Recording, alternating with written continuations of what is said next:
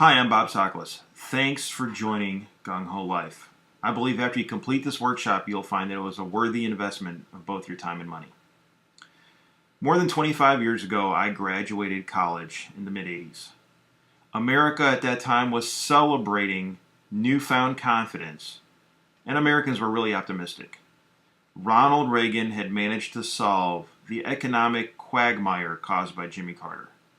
At the same time, he managed to stick a wooden stake through the heart of communism and the Soviet Union. And we were finally starting to push back on the Japanese industrial might that had us so terrified for a while. Alex P. Keaton was reigning in Family Ties, Maverick was shooting down the enemy in Top Gun, and even Gordon Gekko set a tone that felt like Secret of My Success was what everybody was thinking about. It was in this backdrop that I graduated from school 100% convinced that I was destined to be the CEO of a global conglomerate. Well, let me tell you, I might not have gotten to be CEO. Like most of my ambitious, optimistic, and overconfident young professional friends, I jumped on the corporate express train to success, joining a Fortune 100 company. I was convinced that I was bound for untold riches. Somebody fresh was needed to run this place, right? Look at these guys. They've been here way too long. Well, my first 10 years, I worked way too much. 70-hour work weeks were the norm. I collected lots of bonuses, lots of promotions, and I managed to change cities faster than most people change cars.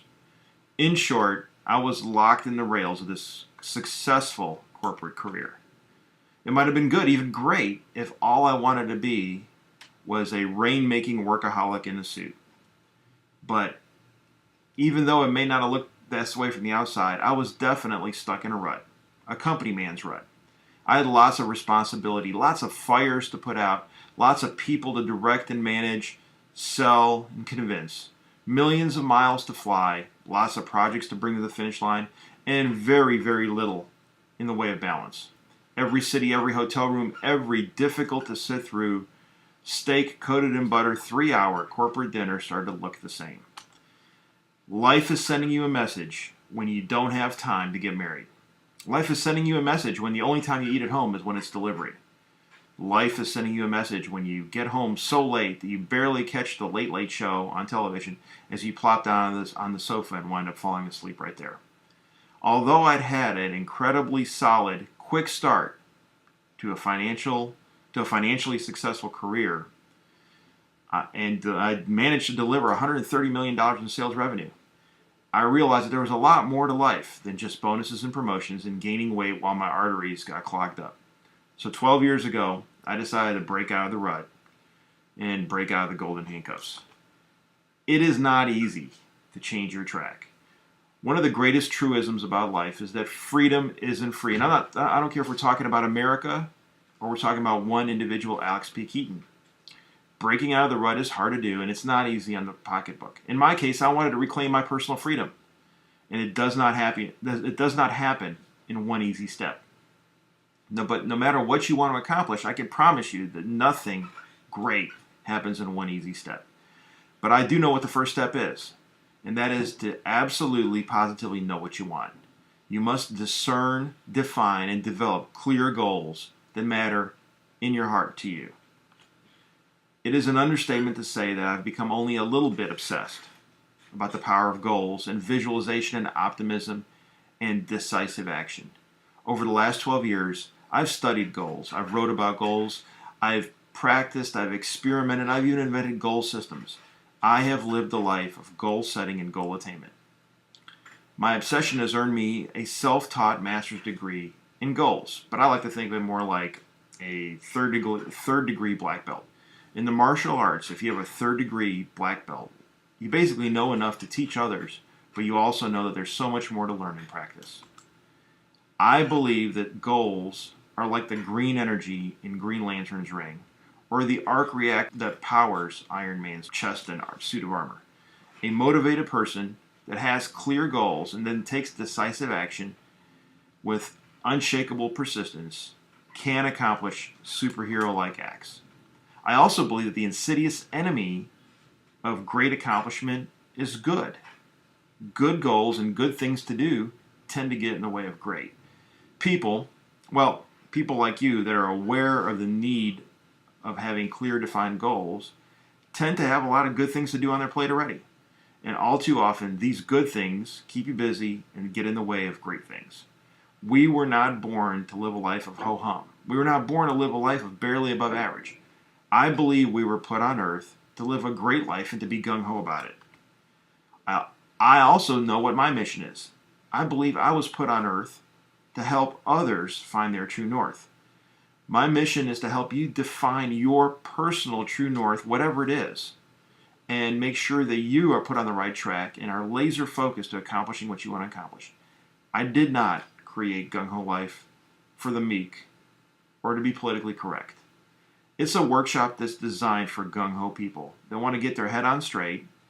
They want to go for the goal. They want to be all they can be. They want to make great things happen. They want to invent their own happiness, not search for it in other places. They want to build momentum, and they want to do it with balance across family and personal and work fronts. People that are clear as to what they want in life win in life. If you want to break out of the rut and live a gung-ho life, you have come to the right place. My mission is for you to hit home runs from now on until you run out of life's runway. I succeed whenever one of you guys goes out there and earns millions of bucks, or saves lives, or makes a major impact, or even makes a small difference that matters, or creates something that's great. What you do and what you want to do is indeed up to you. I just want to make sure that you do become laser focused and get action oriented and get on the right path. Before we jump in to phase 1 of the workshop, I would also like to tell you about my secret mission. Yes, I've got a secondary mission, but I usually don't tell everybody, but I'll tell you as long as you promise not to tell anybody else. My secondary mission is to stop the insanity of death by retirement.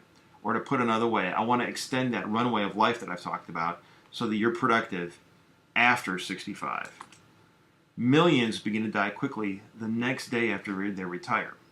I know too many people that have worked like modern day slaves every day of their lives for their company, only to retire and then suddenly, just a few years later, find themselves headed to a retirement village to sit in front of a television while it blares the news that nobody cares about 5 minutes after it's heard. I believe that accomplishing goals is really the fountain of youth, not the one that Ponce de Leon was trying to find. I believe that 65 should simply mark a transition to your next exciting, serious, and important project. And when you complete that project, I think you should have 12 more projects planned right behind that one. It's simply a new phase of life. Do you even know where retirement came from? Well, let me freak you out just for a second.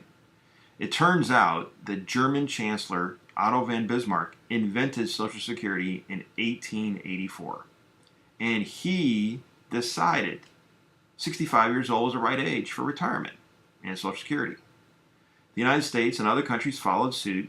FDR signed it into law in the 1930s here in the United States, 50 years after Bismarck in Germany. Well, do you care to guess what the average life expectancy was in Germany when Bismarck picked 65? Well, it turns out that it was 46. So what Bismarck did is he created a great goal for people. If you live to 65, you have a chance of retiring and getting Social Security.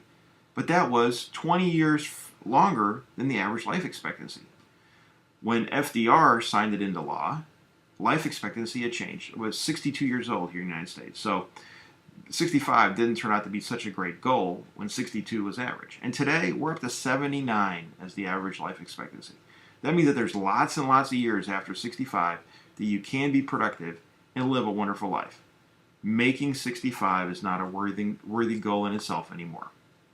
I personally think that we shouldn't waste those last 15, 20, 25 years of our lives waiting to get sick and die while holding a remote control in our hands.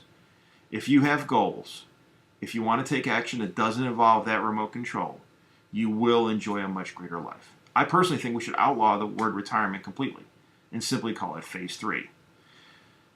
All right, well, I guess that's enough about staying spry and kicking butt when you're over 65. But let's get back to the mission at hand. Living a gung-ho life full of rich and fulfilling accomplishment is everything. The journey really is everything. It isn't about the destination. We've heard that phrase a few times, but it is true. We only get one try at living a great life, so why not try? This Gung Ho Life Workshop will change your life if you embrace it, if you invest the time to do it right. You will know where you're going. You will be laser focused. Let's take a quick 5-minute break to get a fresh cup of coffee, and afterwards we'll get started on the workshop.